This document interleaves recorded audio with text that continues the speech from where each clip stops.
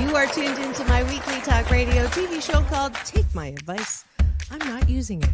Get balanced and get happy with Dr. Marissa.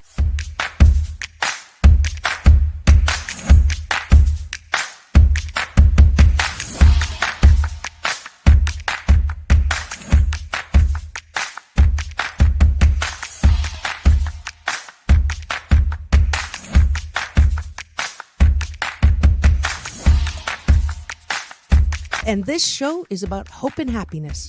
So there's no gossip, no scandal. Instead, I want you to focus on your own reality show and how you can be happy 88% of the time. So I have shows and topics.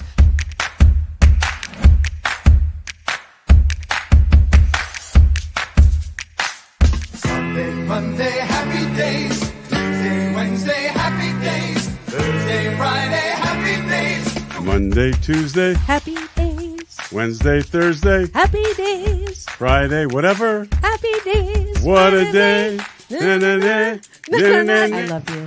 I love you too. Best known as the mom from Happy Days, and she is a delightful 89-year young Marion Ross to my studio. Welcome, welcome, welcome. Dr. Marissa, this is such a treat for me. Oh. My goodness, you're a wonderment.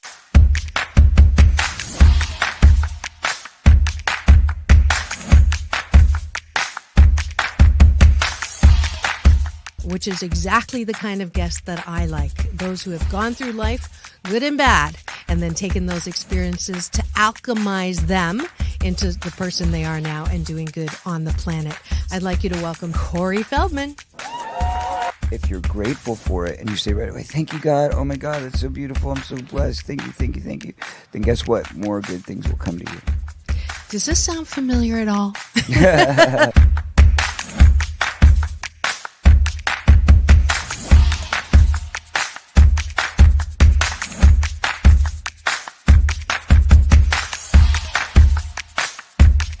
She's back again to mark my Cancer Awareness and Prevention Month show. Please welcome Fran Drescher. Hi, Fran. On and supporting cancer schmance. I really appreciate it. So what would you say are some of the biggest myths, Fran, that people have about cancer? Well, I would say that they think that there's a cure for it.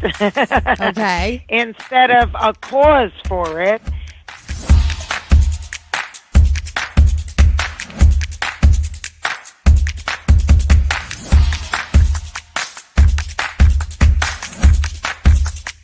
This is the first call-in show when I get to be Dr. Marissa, the kinder, gentler Dr. Laura. And people call in to get their life tires balanced and their critical thinking or their BS, their belief systems, smog checked. And today I am delighted to have Malie calling in from Birmingham, Alabama. We could go 90 days and end up having terrible sex. And then you say, well, the relationship's not all about sex. Well, if I'm not getting great sex from you, then I'm going to get it from somebody else, right? That moose just got put on the table. And I see Josh and Jim. I have to agree You're with Clyde. both nodding. Ramon's sort of half nodding because his wife's listening. But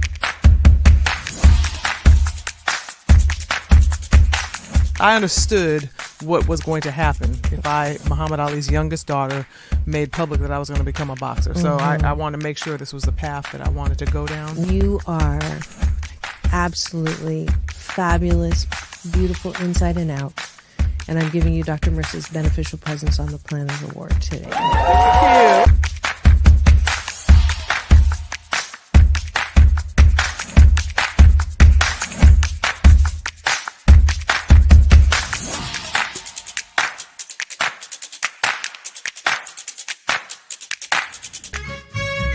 Just sit right back and you'll hear a tale of a fateful trip that started from this tropic point. When I go, I'm gone. Are you lonely?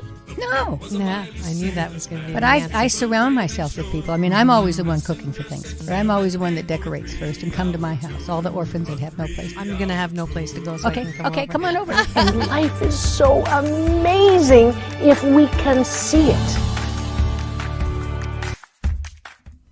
Jump off that exhausting hamster wheel and into balanced living with Dr. Marissa. Promise you joy in the mystery. Dr. Marissa, also known as the Asian Oprah. Her mission, to be a beneficial presence on the planet. Her purpose, to be your personal advocate to live, laugh, love, learn. Her life motto, don't die wondering. Take back your life with Dr. Marissa Pay.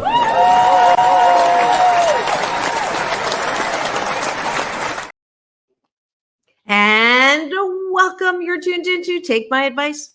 I'm not using it. Get Balanced with Dr. Marissa, the morning show here on CNBC News, NBC News, and NBC Sports radio station, KCAA, AM 1050, FM 106.5, home to the Asian Oprah, and streaming everywhere. iHeartRadio, Spotify, Stitcher, iTunes, TuneIn, Audible, Amazon Music, Tiki Live, Rumble, Spreaker, Streaker, you name it, I'm there. Why so many places? Because I want to balance out all the bad news out there that is so readily available with some good news, good people, good topics for your focus on your own reality show. So there's no gossip here, no scandal, no K words, no Kanye talk, formerly or now.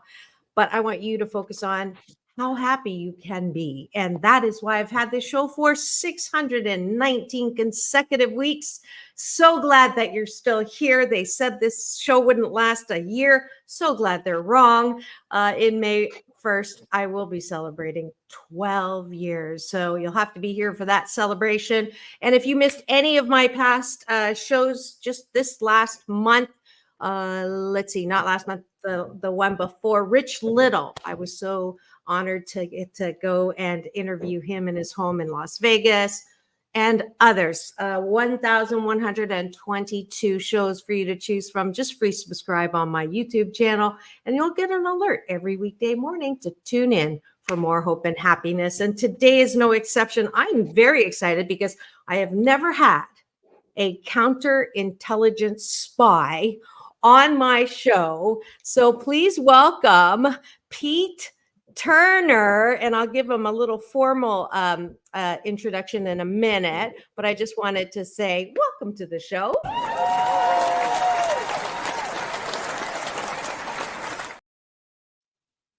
This is great. I love it. Thank you much for having me on the show. It's always amazing. You know, we've interviewed a lot of the same people. I too have interviewed Rich Little in his house. How crazy is that? Wow. And I thought I was special. You are special. We are special. Yes, we are. Well, that's because we have a mutual love for Harlan, who is my favorite publicist and definitely have hooked us up. So before we get started with the formal part of the show, I would love to have you join me, invite you to join me for breakfast. And I usually do breakfast with my guest is taking a bite of my gratitude sandwich. So in order to do that, the top of the bun is 8 things that we're grateful for outside of ourselves. And then the bottom of the bun is appreciation, what we like about ourselves, so that we're not always looking to other people for approval and likes, literally these days on social media, but we go to bed thinking about how good we are. So that's the little exercise, the good life habit that I've been doing this last year. And I see already we have great eyeballs rolling in. We've got Troy Pacelli. Good morning to Troy. He also participates for breakfast when he's here. He has a show on YouTube himself on Friday night, and have a feeling he's going to be inviting you on his show after we have this interview, because he just loves my guests. And I'm glad you popped in because you're going to enjoy him. So he's going to start it off. I'm grateful for an opportunity to tune into the Dr. Marissa Pay Show this morning. Work has been challenging. Well, I'm glad you're here too. I am grateful that I am alive. And last night, the planets did not crash into each other. We're all here another day to breathe, live, love, learn, hug, create, innovate. And that about exhausts my 8. Go ahead, Pete. What are you grateful for? Well, I just had my ankle rebuilt 2 weeks ago, and I'm so grateful for all the people that have worked hard to make that happen. The healing and recovering that continues to happen. My very special someone who takes care of me all of the time, and sunshine outside today. We're finally kind of getting through the clouds here in California, so that's a lot of gratefulness. And so, like, really, and I'm thankful for my ankle for cooperating and being fixable. It's going to be a long road to recovery, but it's happening, and I'm really grateful for that. A lot less pain. Fantastic. And for some reason, the sound for me on this end, Frank, you want to crank him up just a bit? And because I missed the first part, you were in surgery for A rebuilt ankle. I had my ankle constructed from some old combat injuries. It was time to update the thing, so they put some new hardware in there and used a lot of cleaned up my old hardware, just to revamp. But for me, it's a significant improvement in my life now that I have this fancy repaired ankle. That's fantastic. Yeah, I had 2 hips replaced. So I'm grateful for medical technology for sure.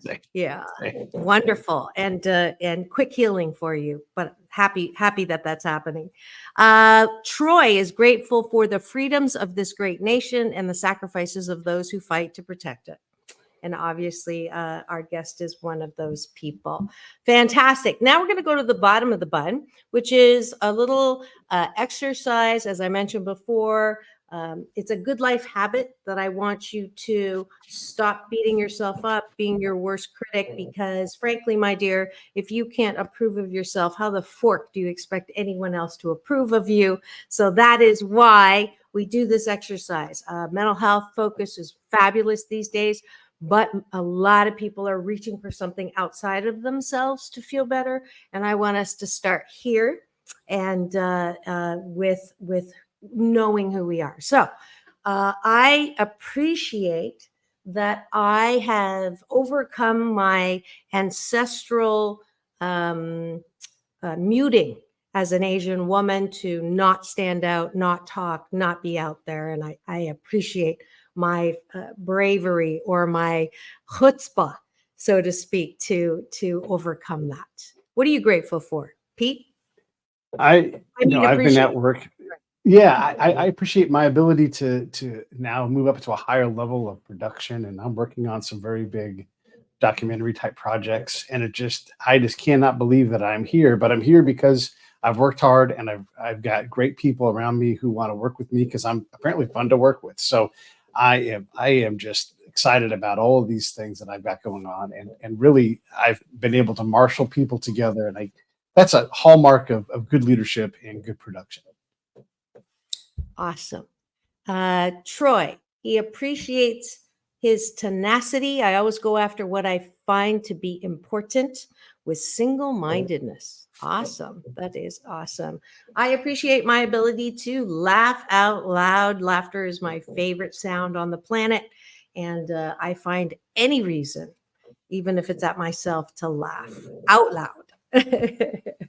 Go ahead. Last one. You want another one from me? I appreciate my sense of humor and my love of building characters that I do with my friends, and we crack each other up. We're all middle-aged people, but I'll get going, and I love my ability to make people laugh and lighten up the load a little bit, because there's plenty of heavy around. So one of my things I do is I appreciate my ability to lighten the load for people. Awesome. And that's it for Breakfast with Dr. Marissa and my very special guest today, Pete Turner and Troy Pacelli in my cashew gallery, and whoever else has been grateful in the car. Please do not write in the chat when you're driving, but when you land, would love for you to go visit me on my YouTube TV channel, and that way you can ask Pete questions today. That is who is in my studio. You are tuned to Take My Advice. I'm not using it. Get Balanced with Dr. Marissa, the morning show here on KCAA, the station that leaves no listener behind.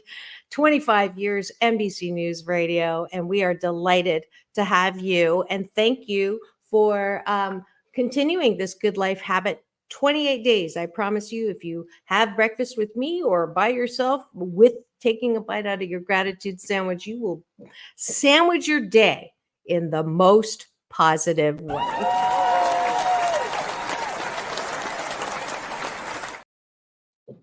And now a formal introduction of my guest. Pete Turner has spent several years as a counterintelligence spy for the U.S. Army, traveling to many countries, including Afghanistan, Bosnia-Herzegovina, Egypt, Germany, and Iraq. He's now using his extensive knowledge and experience in geopolitics, tactical espionage, and U.S. travel to provide compelling evidence outside the typical media landscapes, which brings us to his current project, a nonprofit organization called International Institute for Nonproliferation Studies, IINPS. And just a personal comment. When I first had what Harlan always sends me, great guests, and whoever he has on his docket, he'll send. And I looked at it and I went, counterintelligence spy, and I'm guilty.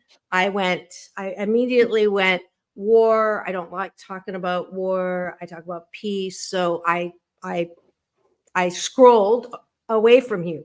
And then I had a guest postpone. I was talking to Harlan yesterday, and he's like, I sent you 4. So I looked on there and I go, how's the spy guy?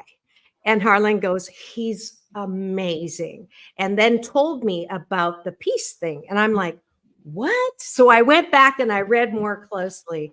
And I apologize for misreading. And also, I'm so grateful that I get do-overs. And so with that, I want to really welcome you to the show.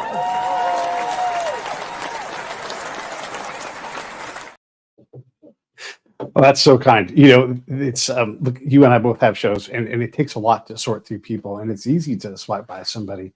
And I like to make myself uncomfortable with my show as often as possible. So if I see something, I'm like, I don't like that. That instantly becomes a yes. That's how I've kind of fixed that thing. But I don't blame you for sorting, because there's types of guests that I don't necessarily want on my show either. And it is my adventure that I'm trying to share with everybody. So there's no need for an apology, but I accept your apology, and I'm looking forward to chatting with you. Absolutely. And so I'll start with I have an answer. I don't have an answering machine. I have a questioning machine. And when you call me, it says, who are you and what do you want? So, Pete Turner, who are you and what do you want? So I'm a guy that has been to combat a lot. And unlike a lot of people in the military, I worked outside the wire a lot, like more than probably anybody you're going to encounter in your normal day-to-day life. And that's given me a unique perspective on life and what's important and where the work is. I love thinking about the concept of where the work is. That's who I am. Like, what is the next thing, the easiest thing we can get done right now? And that's one of the big things that I believe in. And what do I want? Ultimately, I just want to help people and just bring value in the relationships that I create or that are created for me and around me. Great. Now, outside the wire, I love learning new things, and I knew I was going to learn a lot new today. What does that mean, outside the wire? Yeah, so if you're in a place like Afghanistan, you live on an American camp, most likely. Maybe it's French, maybe it's German, but in my case, it's American. And then to interact with the Afghans, you have to leave the wire that protects you, the fence line, the security, and you have to go into the wild, I guess you could say. It's another way to say it. Mm-hmm. So I would leave the security of the camps and go out, because my job is dangerous, and I have to go leave the safety of where we're at, because I don't need to talk to us so much as I need to understand the Afghans and try to help. There's 4 things I do, right? I help the commander win more and lose less, and I help the enemy lose more and win less. That's what I have to do. All of that has to be done, not all of it. 75% of it has to be done outside the wire. Okay. So when you were a kid, did you have any clue that this would be what you would be doing? No, I didn't know I was going to join the Army until the month before I did. So I graduated college. I had no intention of being in the military, but it does turn out how these things go. I was always doing the same kind of work. I was always connecting people. I was always engaging with folks who weren't just in my town. And so it suited me really well, but I didn't know that going in. So you joined the Army. your degree in college was international relations. No, it was broadcasting, TV and radio. So Oh I my got a gosh. mass communications degree. Yeah, but actually, I swear this is true. It's the perfect degree for me and how I approach the espionage game. Right, right. So obviously, well, I'm guessing you weren't recruited as a spy, or were you? Like, I mean, how does Nope. one become a spy? I took the basic test. They call it an ASVAB. Everybody takes it, and when you score well, you get access to more jobs.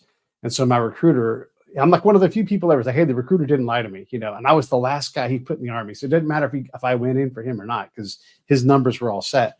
And he's like, "I think you should do this counterintelligence one. I've never put anybody in my years of being a recruiter. You should do that. I think it's going to suit you." And he was right, but he didn't know. But it was just he was giving me the best advice he could because you can't know until you go do it.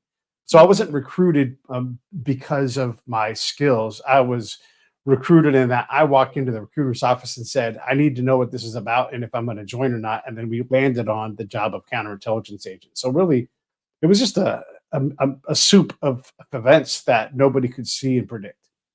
Wow. And then you still have to go through the same training everybody else does. So that part of, the grueling physicality of all of that. And you are sent first time, what year? How long had you been in? What was that like? Yeah. So the first deployment I went on was to Bosnia as part of the Dayton Peace Accords. We were there to secure those accords. And in one of the first times in history for a major movement like that, multinational, people like me, the counterintelligence agents, we were the tip of the spear. It was our job to go out and find the Serbs, find the weapon caches, find the people who had done atrocities, and sorting out where these accords going to hold. Everybody believed they were going to do it, but people like me had to go out and try to make sure that what we all thought was true was happening, and then start recording some of the bad things that have happened. So that was my first deployment, was Bosnia. Wow. And then you have your name you're asked for. I'm jumping a little bit ahead. Just because there's so much to go through with you, and I want to get the full thing. That by halftime, I want to get to the part where you do your job. You are sent out, like you said. Your job is to help America win and the enemy lose, right? And so you're out there making contacts outside of the wire. I thought the wire was like the radio wire, but it's the physical wire outside the protection. You are not afraid to go and meet these. I mean, language. Did you have an interpreter? I mean, these are all good questions. My job is dangerous, and it's not. I can give you an example. When the intelligence shop at where the place where I'm working, it's called the 2 shop, right? That means intelligence. 2 equals intelligence. When one of the clerks runs up from their Pete, they know who you are. They're using your name. I always use my real name, and they go, they're targeting Pete for assassination. And I'm like, yes, that's good.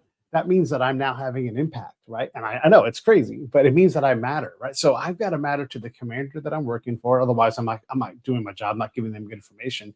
And to do that, that means I've got to be bumping up against the enemy in enough ways that they know who I am, and they can say, this is the guy we're looking for. And I don't get to have a safe job. And so at the professional level, there is an acceptance of risk. We mitigate it, we manage it, but there is always going to be risk in my field. And it's one of the most dangerous jobs because you're not always protected by a large army unit. Sometimes you're protected by a sheikh, by a warlord who's like, I vouchsafe your arrival. And you're like, okay, great.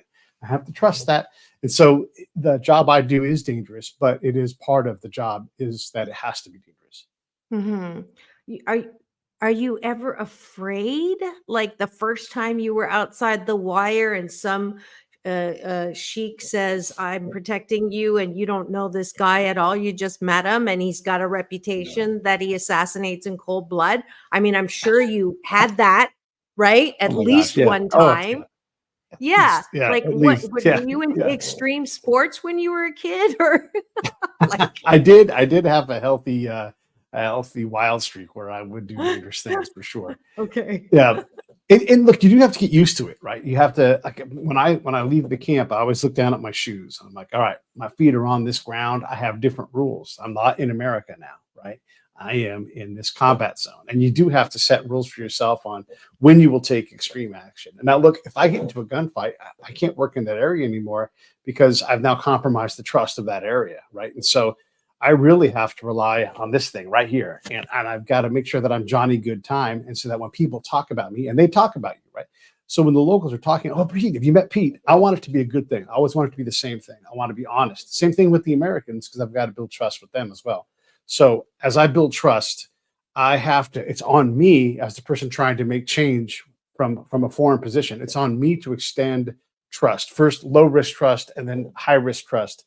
And if a warlord says, Pete, I'm the warlord in the area, and I want to talk with you, then I've got to decide if I trust their safety. And by and large, my job is to say yes to that. You know, not every time, because sometimes they're trying to run an operation on you to catch you. But, you know, if you build your relationships well, I would say that you can reliably get through deployments, because if you focus on trust, you have that trust until the second that you don't. But I always manage to work that out.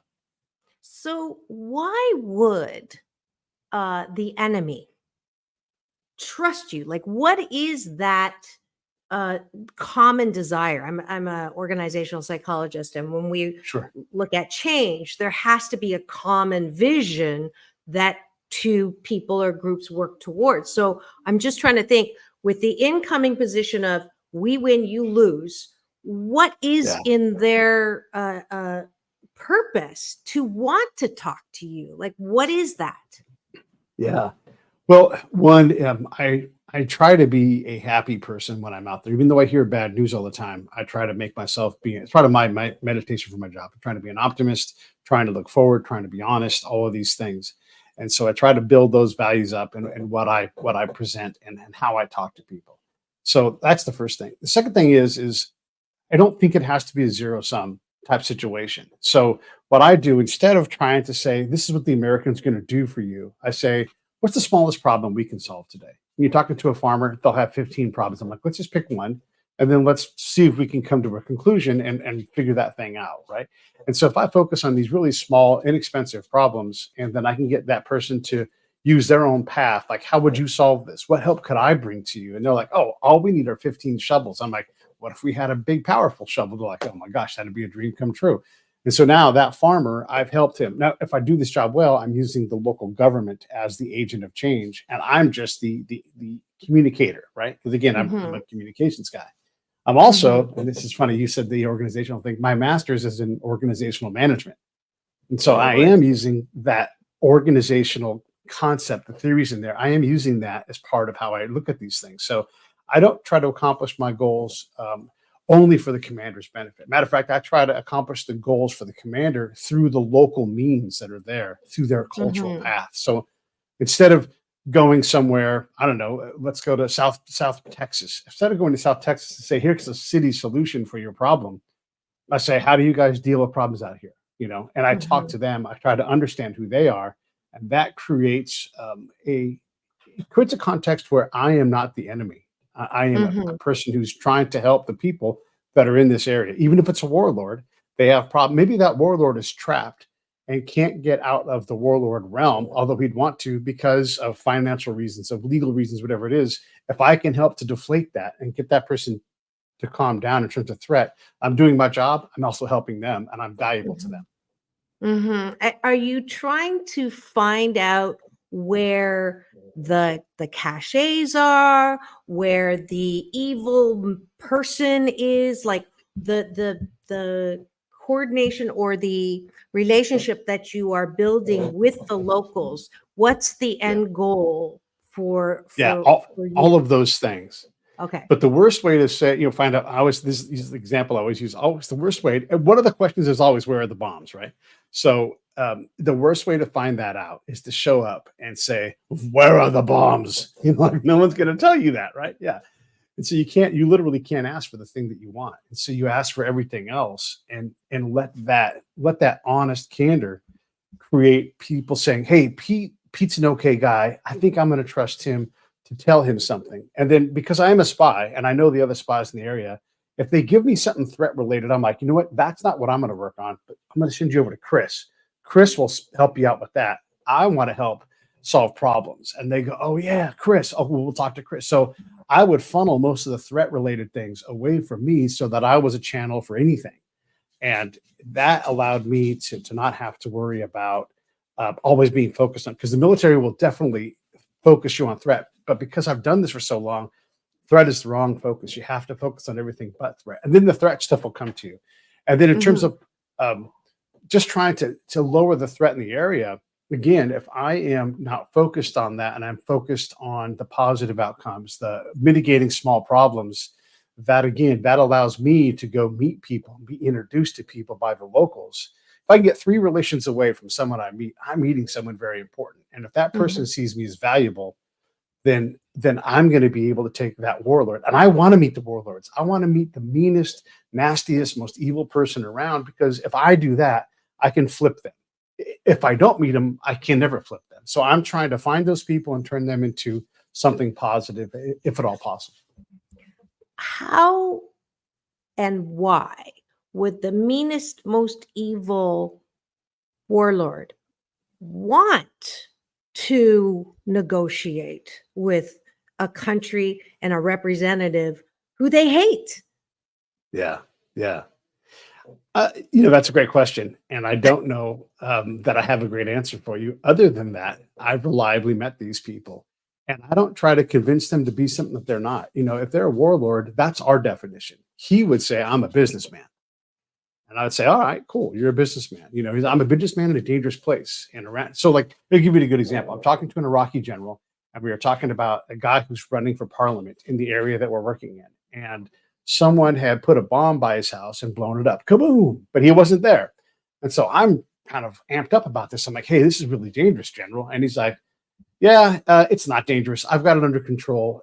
That's Pete. He's like, you're not going to understand this. Takes a puff on a cigarette. That's politics. If they wanted to kill him, he'd be dead. I'm like, that's politics? And then he gave me this long speech about why it's politics, right? And so what we see as something is often wrong because we don't have the cultural lenses to put in front of that. And so what do? I go out and I talk to the sheikhs, I talk to the elders, I talk to the government people, and I say, how does this work for you guys? And a lot, I don't want to go into too long about this, but a lot of what happens in Afghanistan in particular is we remove, because we don't like church and state to be together, but they need church and state. And so when you see the church arrive in an Afghan decision, that is also code for the Taliban. And so you're approximating these decisions with the Taliban. They still have tremendous influence. And so when you understand that part, like, oh, the Taliban has to be part of these decisions, that's where we are right now. This is where the work is. If we're going to separate the Taliban from decisions, this is what we have to figure out, is how do we make legitimate decisions with these people? Because we can compel them to make a decision, but we can't compel them to follow up. So basically you are talking and negotiating and forming a relationship with the bad guy, but not the worst guy. And you're trying to get the bad guy to cooperate to get the worst guy. I mean, that sounds very simplistic, but I am like the least intelligent about these areas on purpose. And I realize that may not be the best strategy for me. So I'm trying to learn. So I mean that with all sincerity. I'm really trying to understand this. And if you've just tuned in, you're wondering what's going on in studio, Dr. Marissa is getting an education in terrorism in a sense, counterintelligence, war, and this whole area that I never even knew existed, and trying to wrap my head around it with my new you're obviously we have so many similarities. It's kind of funny. Yes. His name's Pete Turner. He is a counterintelligence spy, but more important than that, and we're going to get to that now that we're into the second part of the show, is his experiences have led him to put the moose on the table, which is my Canadian version of talking about the elephant in the room, about the shortcomings of the way that we are out there in war and in this whole like you say, win-lose, sum zero approach to nationalism or country or we know best. So Pete Turner is his name. So glad to have him. Want to welcome all the people in my cashew gallery. Orville Nation did just come on.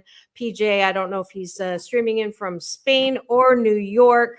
We do have a question from Troy. If you are aware of the documentary Retrograde, the snafu regarding it, and if he has discussed this on his show. I don't know what retrograde is. You have to understand, when I'm working at the ground, I'm granular with my focus, right? And so if something else happens, I really don't have a whole lot of time for those kinds of things. I probably can understand the concept pretty fast as to what happened, and snafus are pretty normal. This is sort of why, and you talked about in the beginning of the IINPS, I changed the name to the Ground Truth Center because it's too hard to say IINPS. And so that's why that link is right down there. And okay, that's what I'm trying to do is got to get Harlan to change that. No, it's okay. It's okay. It's a new change. So, okay, as you improve an organization, one of the things you have to do is communicate clearly. And the IINPS didn't communicate anything. So I don't know anything about retrograde, but what I can tell you is this: we take on these very complex problems and we try to always do the ethically right thing. But at some point you reach an ethical saturation where you can't do the right thing in every case because it's not possible to deal with child abuse, female rights, small business improvement, farming, rule of law. All of a sudden it's like, hey, who's going to do all that work? Oh, well, we'll just send some people out into the field. And the example I always use, and I'm peer review published on this article, by the way, we would go out to talk to the females. Now, not me. We would have female engagement teams. And so I watch commanders like, I don't know what to do. What do you want to do? We have to get a female engagement team together. And one of his advisors says, well, get Jones. She's a female. That's not good enough. You don't get to go out and engage people's wives and daughters and just send people out into the wild with no direction, no professional license. You can't just throw the word doctor in front of your name and practice. You have to actually do the work. We haven't done the work in many of these cases. So these snafus are often self-inflicted because we are trying to be too precious with our desires to improve a place. And also the time. It takes a long time. It took us over 100 years to get women to vote in this country, right, legally. So other countries have to move at the pace that they can move at. We don't like that. It's uncomfortable. But that is where their culture is at. And as it evolves, we can hopefully shape that. But culture is a wild cat. It doesn't like to cooperate. And so you have to slow down. You have to be deliberate. You have to make mistakes to get anything done. Yeah. And I do appreciate, you've said this several times, that we don't understand and we don't know their culture. And I think that that's that egotistical American, our way is the best way and the only way. And you're wrong. And what you do is wrong. And we need to come in and change it because you're wrong and you're bad. And that it's a hard thing to swallow because for a lot of Americans, they really believe that their way of living is the only way, and anything that is different than that is wrong. And so I see your question, PJ, but there's like so many things here that I want to cover with him before the end of the hour. And one is, when the Taliban requested a meeting with you by name, right, and using a former Saddam Hussein assassin as a source, I want to hear about that, because that to me is like, okay, now we're dealing with, how does that happen? Yeah. Well, first off, these are not rookie skills to do this. It takes time to learn how to navigate these areas. So this wasn't on day one that I was able to pull these things off. And we'll start with the Saddam assassin part. So again, my job is to meet evil people who do evil things and try to create enough value that they'll work with me to help them kill less people and be calmer, and make that exchange. You don't get to do that by just showing up and asking where the bombs are. So I meet the right people to get introduced to this guy. And, we're trying to determine, one, is he still an assassin? And he's like, no, I don't want to do that anymore. I had to do that because of the time I lived in. Maybe he's lying, but you have to go with what he says, right? And so this is Saddam Hussein. Yeah, his assassin that he had. And Saddam met all kinds of people that killed people. But in my area where I was, that was this guy's one of his jobs was he would enforce. And he knew a lot of bad people because he was in that line of work. And so we could talk to him honestly about where he was, what he was trying to do, who else he could introduce us to.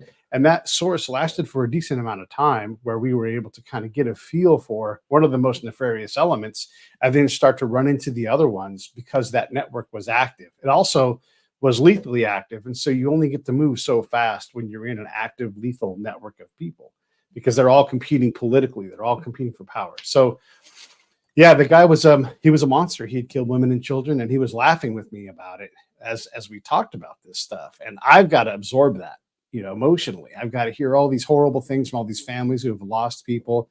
And so I call this you'll appreciate this. I call this my book of woe. And it's a big thing. Oh, my kid disappeared, and then they found it. Oh my God. So I'm taking all of these emotional wounds and having to process them. Also sitting across from murderers and trying to, in my head, normalize who they are so that I can possibly do my job. This is not, it sounds sexy, but it's rather damaging when you have to do this day in, day out in a very dangerous place. So that's the story about the Iraqi assassin. Do you want to ask me about that at all? Or do you want me to tell you about the Taliban? No, I think I want us to turn it because we could spend the whole time and not get to the thing that really attracted me to have you on the show, which is why you believe that our foreign policy is not helping or those things and your own experience about speaking out about these things. You created the Ground Truth Center for what reason? And have you gotten some flack about it? And I think it is related to PJ's question of how you feel about new whistleblower legislation, because it sounds like in some ways you are a whistleblower because you're speaking candidly and critically about how we do war. So talk to me about that. The idea here is to understand that everybody's trying to do the right thing. We're highly educated. We are, but when you learn this stuff, and I call it in the spaceship, so imagine everybody's on the Enterprise and they're like, hey, make sure you go down there and give everybody lemons. They love lemons here. And you get down there and they're like, what are you talking about? So this ground truth can be totally different. And so what I want organizations within the US to understand, this is not just war related. This can be anything. This could be NIH related or anything. So when you want to come up with a policy, whether it's legislation or if it's a diplomatic approach to things, I want those diplomats, I want those policymakers, I want those academics to be able to come down to find an expert like me who can say, hey, that policy has no bearing here on the ground. You're trying to take on too much, and you can't arm me with your lack of ability to deliver. And so there's quite a few times where I've had to talk to someone and say, hey, we're pulling out, we're leaving this area. And this person who's Iraqi, who's Afghan, whatever it is, and they say, what do you mean you're leaving? You got in there late. I'm like, no, we're leaving like in 2 weeks. And no one was even going to tell this person this. And then you see the terror come across their face, right? So these things, again, belong to me. I'm telling a person that, hey, we're leaving. They say to me, they're going to assassinate me when you guys leave. And I'm like, that's probably true. That belongs to me. We have to get better at that. We have to have some principled decision-making above us, even if it's uncomfortable. And that's the thing with the Ground Truth Center is I don't want to be a whistleblower. I want to be, I want to find people who have my kind of experience. Have you been shot at? Do you know what it's like to work on the ground? So that when they say, hey, Pete, we're going to create this national health policy for whatever COVID response, I can say, I know caseworkers. Let's get you some in your guys' decision process so that when you're doing it, you have some connection to the ground. Otherwise, you have this academic theory. And God bless, you got to have that to start the whole process, right? But now you have the actual practitioner down here. And if they aren't talking, then you can't reliably and repeatedly, this is a scientific method, you can't replicate that success that you think you're going to get. And then when you hear bad news, you're like, no, that's not true. That's not true. Like, well, I'm down here telling you what is true, and you're welcome to disagree, but it's not working. We love to lie to ourselves because we need to succeed. But the fact is it doesn't matter what we report to ourselves. It matters. And I'm really big on this. It's affect over effect. If you can drive an affect if you can get that emotional response to stimuli to go in your direction reliably, then you can maybe change minds. But you can't do that if you're like, we built 10 churches, we built 10 schools, we had 250 girls in school. That equals nothing. That equals nothing.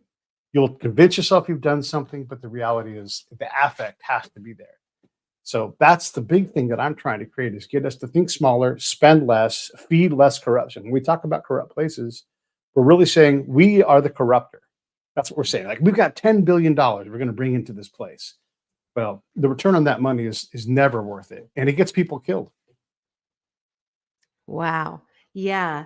All things that, the average person doesn't think about. When we say we're going in to save our country, we are bringing in our foreign policy of, we're going to build schools, we're going to help the kids, we're going to, set women free and all of that, without thinking about the ramifications or the specific implications of the reality of doing that, is what I'm hearing you say, which is a tremendous systemic look at the issue, instead of, I'm always preaching against Newtonian thinking, which is, oh, we have a problem with welfare. What's the problem? We have, people taking advantage of the system, so we have to stop welfare, and that's finished. And it's such a simplistic, idiotic, Newtonian, one problem, one solution way of looking at things. Same with homelessness.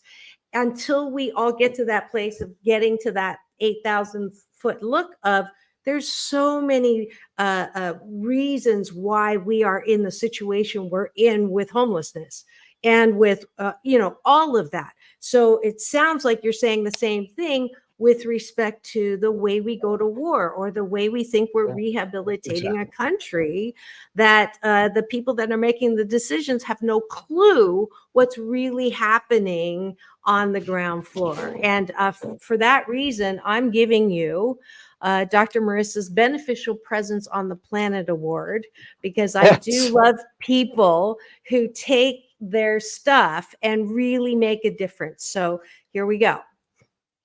Where is it? There it is.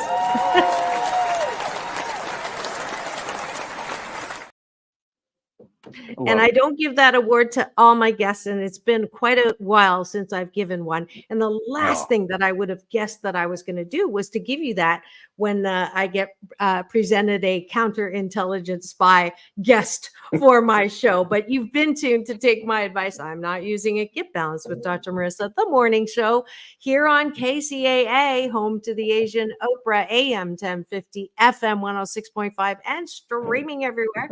iHeartRadio, Spotify, Stitcher, and of course my show Central, housing 1,123 shows now.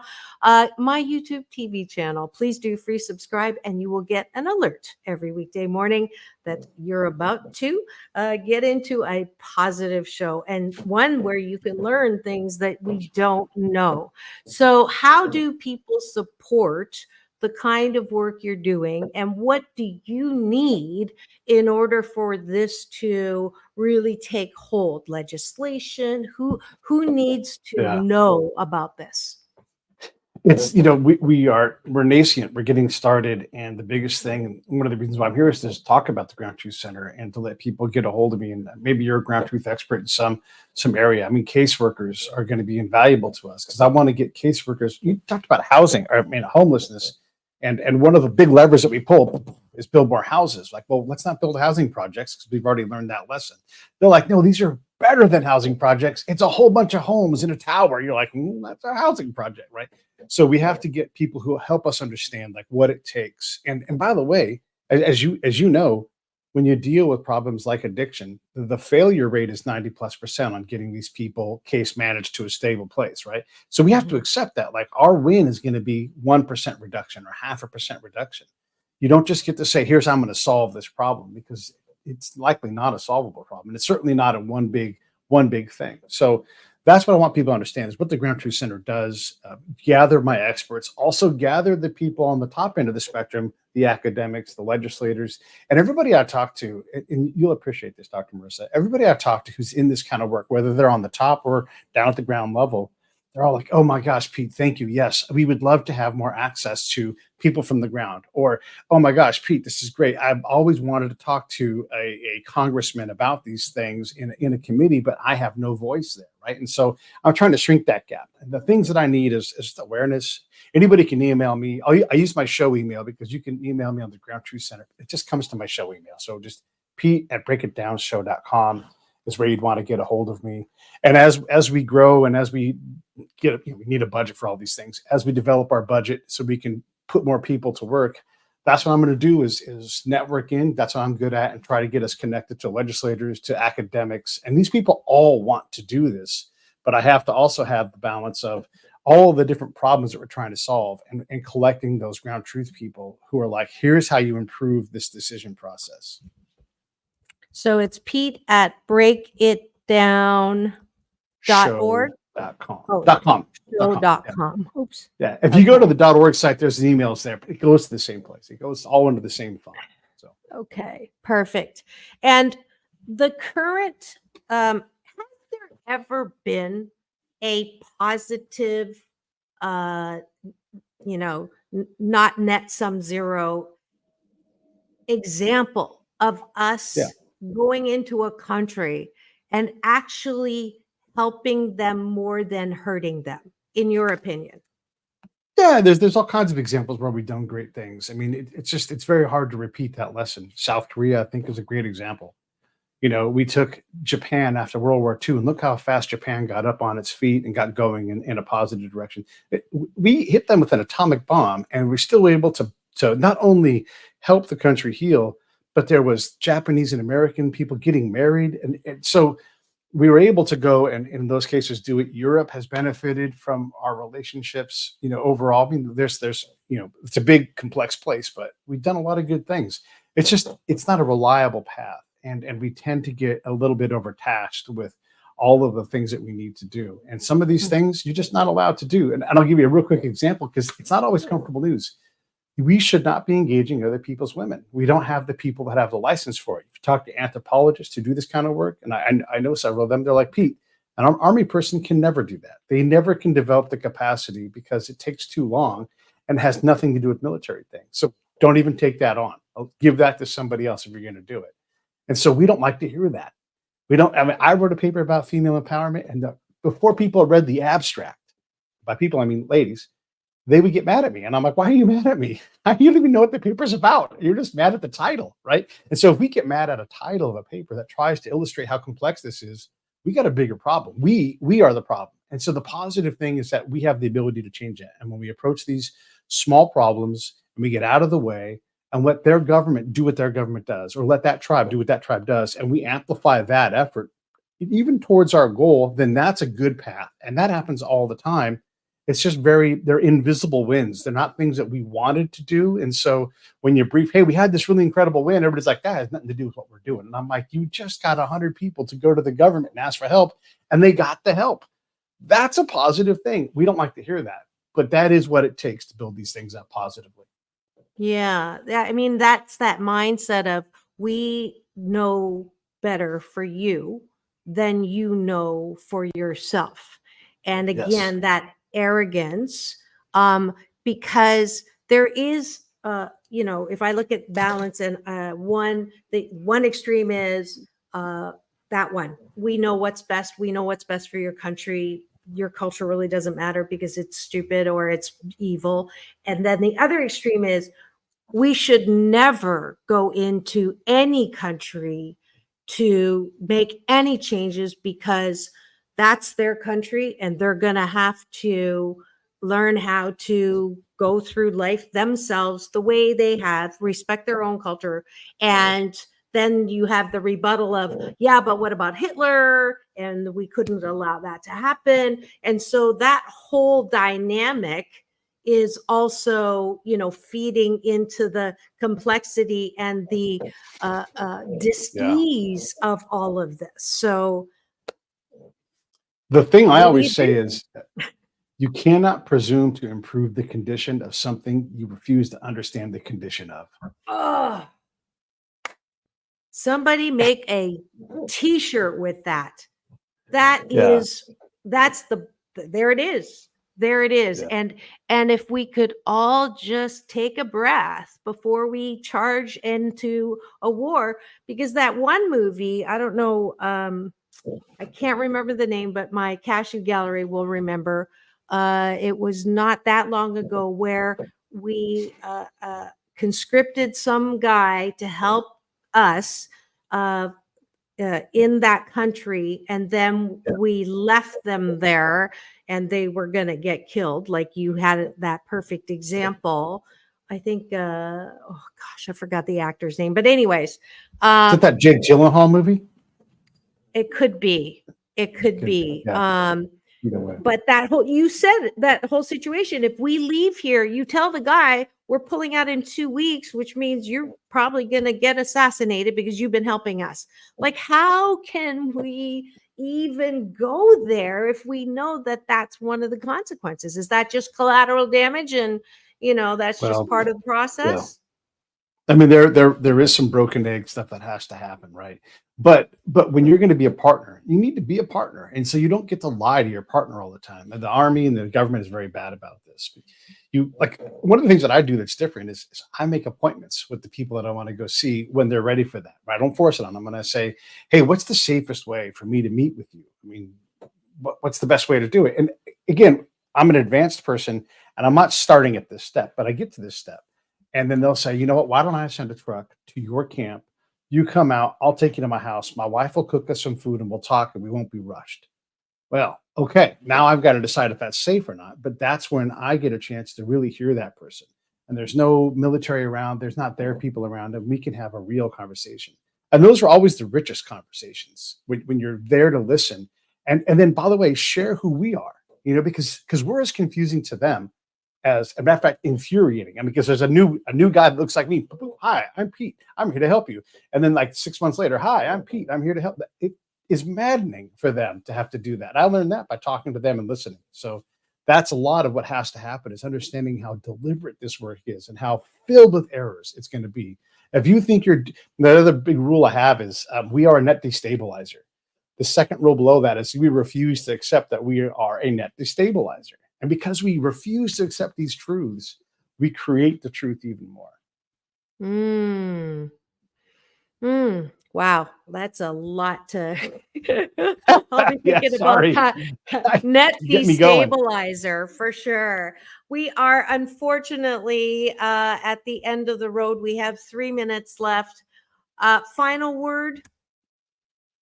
I just appreciate you letting me talk about this stuff. I get excited about it. You got me going, and I'm all fired. I got to take my shirt off because I'm so hot, because I know it. We talk about what we can't do, but what I do know is if we are more prepared and if we focus on specialties and let people go out and do their job in a conflict zone, we do want to help, right? I mean, the Americans, that's a hallmark of who we are. But let's get people who are PhDs or who have field time. I mean, you take the PhDs that never get to go to the field, and you're like, hey, here's a chance to go to the field. Okay, we're going to be able to manage this stuff better. There's going to be new problems with all of that, but take people who have actual expertise in things and let them go out and do it, and help them be honest in guiding the people that make the big decisions, and connect the theory, the strategy, the legislation, the purpose to the actual practices on the ground. Then you got a chance at improving the machine so that the machine eventually creates positive outcomes. It is going to be messy. It's going to be expensive. It's going to be hard. It's going to be dangerous. But we're already doing all of that. We're just failing at it a whole lot more. Look at the sunshine came in as I started talking, and it lit up as we're talking about where we can go. There you go. I love it. I love it. It sounds like my final word is, if America really wants to help other countries, then isn't it important that our intent is equal to our impact? So you have someone here who knows the truth about the impact and a lot of things that need to change. Thank you so much. A great guest and a great show from Troy. And thank you both. I absolutely agree with you. Thank you, Cashew Gallery. If you would do this with me, Pete, this is my sign off. Peace in, peace out. World peace through inner peace. Thanks, Pete Turner. Thanks for tuning in. Don't forget, tomorrow is Dr. is in the house. So we'll see you back here 9 a.m. right after the NBC News at the top of the hour. This is Dr. Marissa wishing you the best day ever. We'll see you tomorrow.